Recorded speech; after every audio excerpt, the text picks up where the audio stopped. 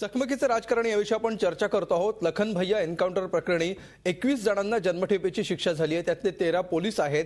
या पोलिसांना कायदेशीर मदत करू असं मनसे आणि शिवसेना या दोन्ही पक्षांनी भूमिका घेतलेली आहे। आपण ॲडव्होकेट अनिल परब यांच्याकडे जाऊया।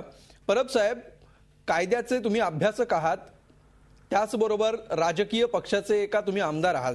या दोन्हींमध्ये एक जबाबदार व्यक्ती म्हणून मी तुम्हाला प्रश्न विचारतो आहे की सरकार नेमकं कुठं कमी पडलं असं तुम्हाला वाटतं, आणि जे प्रॅक्टिकल मुद्दे आहेत असे कुठले मुद्दे जे सरकार करत नाहीये किंवा करेल असं तुम्हाला विश्वास वाटत नाहीये, ज्या गोष्टी या अधिकाऱ्यांसाठी ज्यांचा एन्काउंटरशी तसा संबंध नव्हता, वरिष्ठांच्या आदेशानुसार हे सगळे एन्काउंटरला आलेले होते, अशा अधिकाऱ्यांसाठी तुम्ही नेमक्या काय गोष्टी करू शकता?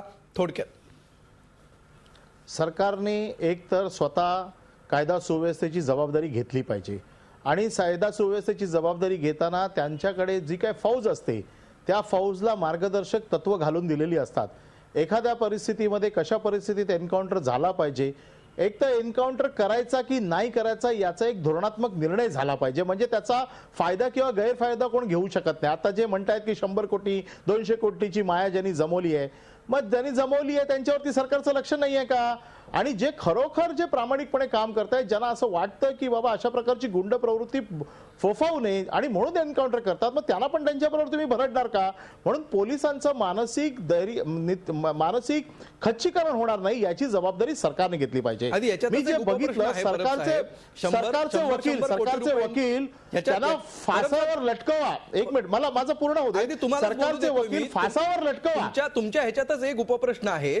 प्रश्न असा आहे की ज्यांनी कोट्यवधींची संपत्ती जमा केलेली आहे त्या अधिकाऱ्यांवर सरकार का कारवाई करत नसावं असं तुम्हाला वाटतंय? हे अधिकारी परस्परच कोट्याधीश झालेत, हे अधिकारी परस्परच कोट्याधीश झालेत, म्हणूनच म्हटलं की सरकारचं जर अपयश असेल तर इकडे आहे। त्यांचं लक्ष पाहिजे की ज्यांच्या हातात आपण शस्त्र दिली आहेत ते शस्त्राचा वापर कसा करतायत। आमची भूमिका ही आहे की जे निरपराध पोलीस या प्रकरणामध्ये अडकले आहेत, सरकारने त्यांची पाठराखण करायला पाहिजे होतं।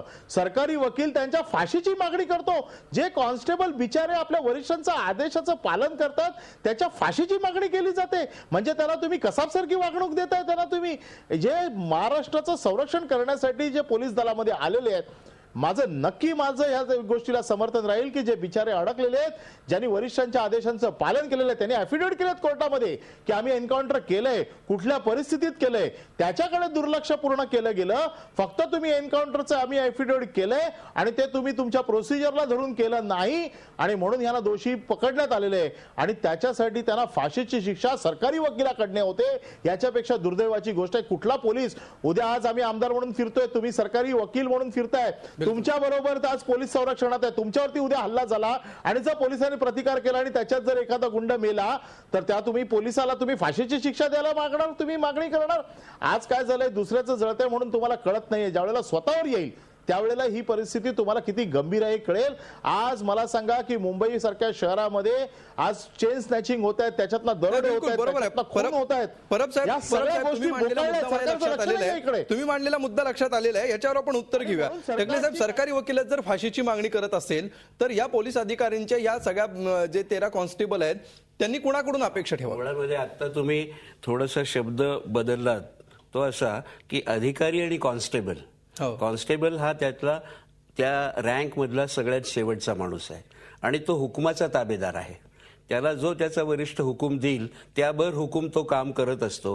म्हणजे त्याचं कुठल्याही गुन्ह्यामध्ये तुमचं इंटेन्शन आणि ऍक्शन ही जेव्हा कंकरंट असते तेव्हा तो गुन्हा सिद्ध होतो। ह्या बाकीच्या खालच्या वर्गातली म्हणजे कॉन्स्टेबल आणि त्या स्तरातली जी मंडळी आहेत त्यांचं तसं इंटेन्शन असण्याचं कारण नाही, म्हणून ते इंटेन्शन नाही म्हणून त्या क्राईम मध्ये त्यांचा सहभाग हा फक्त वरिष्ठांनी सांगितलेल्याप्रमाणे असण्याची शक्यता अधिक आहे। परंतु आपण त्याच वेळेला न्यायालयाचं जे जजमेंट आहे, पहिल्या न्यायालयात जिथे ते गेलेलं आहे प्रकरण, त्यांनी 1600 पानाचं निकालपत्र दिलेलं आहे।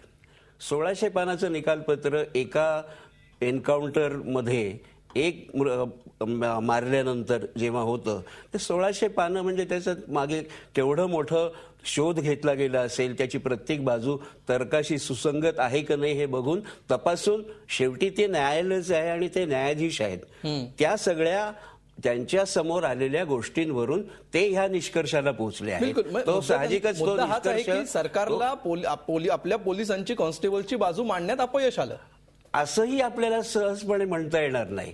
कारण शेवटी ह्या ज्या नेमणुका होतात त्या प्रत्येक ठिकाणी काही प्रत्येकाला हवा असतो तो वकीलच सरकारला देता येतो अशी परिस्थिती नसते.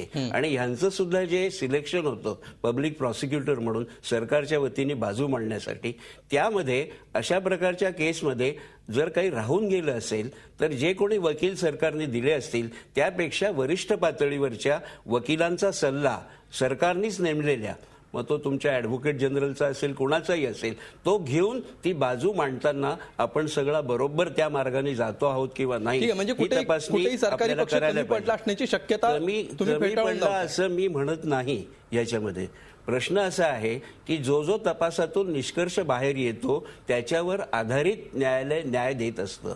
आणि त्यांनी जे त्याच्यासाठी न्यायाचं तत्व वापरलेलं असेल त्याच्या इंटरप्रिटेशन मध्ये फरक होऊ शकतो. म्हणूनच त्याच्यात पद्धत अशी आहे की ह्याच्या पुढच्या न्यायालयात आपल्याला जाता येते आणि त्यावेळेला निश्चितपणे अशी खबरदारी शासनातर्फे घ्यायला पाहिजे की ही बाजू पुन्हा एकदा साहेब पुढच्या त्या न्यायालयात ते सुटेपर्यंत त्यांचे संसार उद्ध्वस्त होऊन जातील. बिलकुल. अनिलजी, मी तुमच्याकडे पुन्हा एक ब्रेक घेऊया आणि ही चर्चा आपण सुरू ठेवूया. एक ब्रेक घेतोय आपण. तुम्ही पाहत राहा चकमकीचं राजकारण.